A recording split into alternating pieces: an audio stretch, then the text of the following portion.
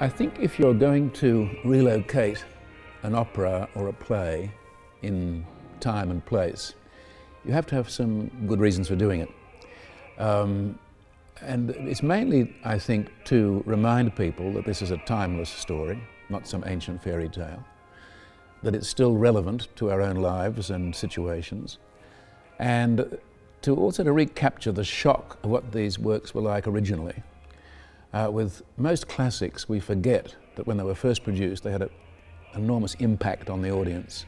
You think of the first night of Rite of Spring that caused riots, for instance. Puccini's operas often had that response. Bizet's Carmen was howled down and jeered at. Synge's Playboy of the Western World, the audience actually tore up seats from the theatre and threw them at the actors. So that's the kind of response you want. These plays and operas were shocking, they were outrageous, they amazed people, and that's why they became classics. About 100 years later, people forget that and think, oh, that's some mouldy old classic and we've seen it before, ho-hum. And so you need to do something to recapture that original shock and surprise people and say, this is not what you thought it was, this is something else. And that's why one chooses to relocate. In this particular case, I've been rather shocked to hear people describe Tosca, or as one music critic did, as a shabby little shocker. It's not, it's a masterpiece, it's a great dramatic and musical masterpiece.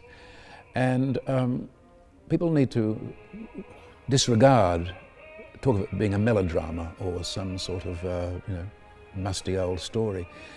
And I thought to reset it in Rome in 1943, the German occupation of Rome, would bring that home to our audience, that this is a true story, it happens many, many times over throughout history, it happened during the World War, it's happening now somewhere in the world, these events of a tyrannical regime, resistance fighters being hunted down and executed, women being forced to compromise and give sexual favours in order to protect a loved one or save a member of the family. These things are still happening and always have done during war.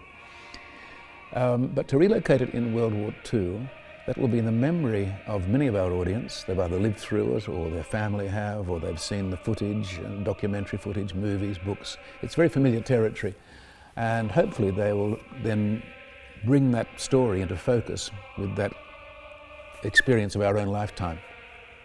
During that occupation in 1943, the Italian government simply abandoned the city. The Germans marched in and took it over. And there was a 9-month reign of terror between the Nazis and the fascists in controlling Rome, and people like Caravadossi and Angelotti were hunted down, and people like Tosca had to try and make do. So I think the story fits like a glove, and that's why I've chosen to reset it as authentically as possible in that period.